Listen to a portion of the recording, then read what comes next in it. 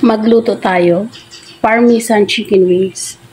So kung paano ko ito ginawa, keep on watching at ituturo ko sa inyo. Tara! So dito, meron tayo ng chicken wings. Kinat ko lang siya ng kalahati, pinaghati ko lang. So mga 1 kilo ito at isiso natin ng 1 teaspoon black pepper and 1 teaspoon na salt. Chicken powder, 1 tablespoon. 1 teaspoon na garlic powder. Tumigas lang yung garlic powder ko pero madidissolve din yan mamaya. Spanish paprika, tansya-tansya lang yan. 1 egg. At i-grate ko siya ng 3 pirasong garlic na fresh. Shoutout nga pala sa mga nakatikim na ng aking fried chicken. As lagi nilang sinasabi na ang sarap, para na silang nakakain ng Jollibee fried chicken joy. So, ito yung aking recipe. Dito ako nagsisimula. Pero ito, itutuloy natin into parmesan chicken wings. So, pagka na-grate na, ihalo-halo lang natin na lahat ng mga ingredients ay well combined at rest muna natin siya ng mga 30 minutes. At ito na mekos-mekos na natin. Para naman sa ating breading, meron ako dito ng 1 cup na all-purpose flour. Ito yung crispy fry na regular lang. Pero last na yan, ubusin ko na siguro mga 1/2 cup yan. At kung meron ng cornstarch, mga 1/2 cup din na cornstarch. Pero naubusan ako, so okay na yan. Ito na lang yung gagamitin ko. Lalagyan din natin ng salt and black pepper. Maglalagay din tayo ng chicken powder. Mga 1/2 teaspoon lang dahil yung ating crispy fry ay may lasa na yan. So, iiwasan natin yung magmalat yung ating breadings. So, ihalo lang natin. At lalagyan ko rin siya ng paprika. At i-mix na natin. At okay na to. At ito na yung ating chicken na na-marinate. So, kukuha lang tayo dito. At ilalagay natin sa ating breading mix. Unahin ko yung mga may laman para sabay-sabay silang maluluto.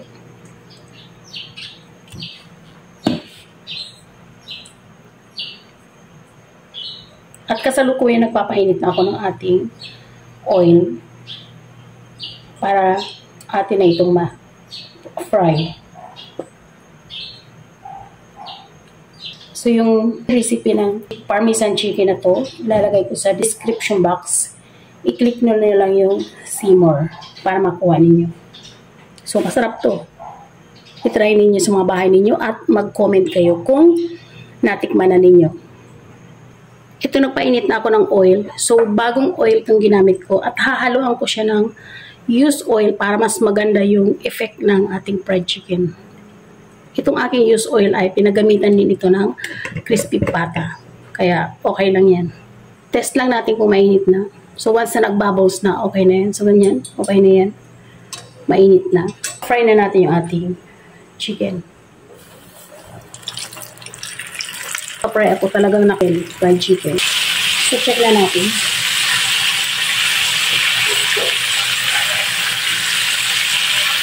Ito na.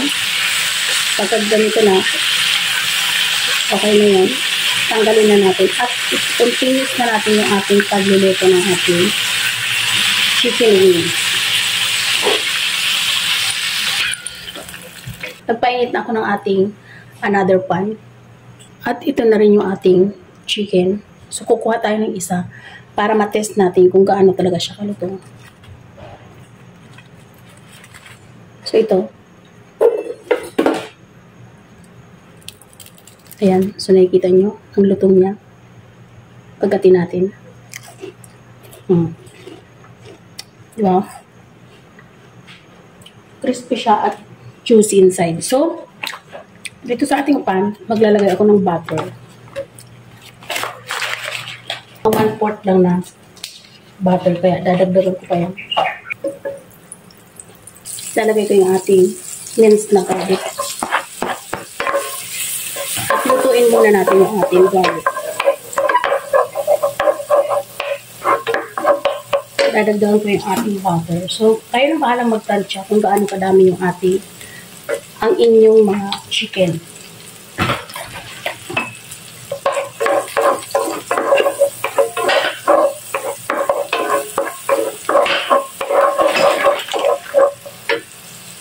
So, ito na yung ating garlic.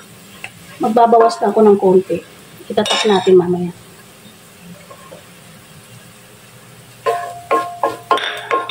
Pahinaan ko yung ating apoy.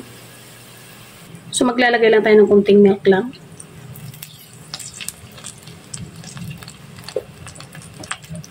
At ilalagay natin yung ating Parmesan cheese.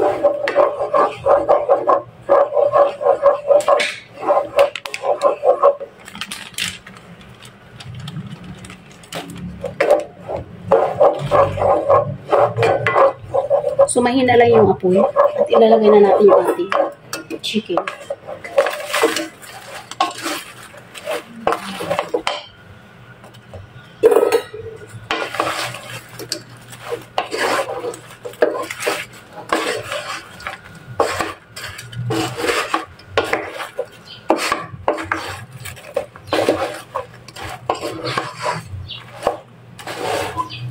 At itatap na natin yung ating tinabing garlic, crushed garlic. So, ito na, meron na tayo ng Parmesan chicken wings. So, ayun guys, bago tayo magtapos, kung ikaw ay bago sa akin channel, please subscribe, pagkaroon na bilon para every time na nag-upload ako ay ma-notify ka. At paki-follow ko sa aking Facebook page, Hilda Kitchen Vlog. Maraming salamat sa inyong panunod at sana magkita-kita pa tayo sa aking next video. Bye!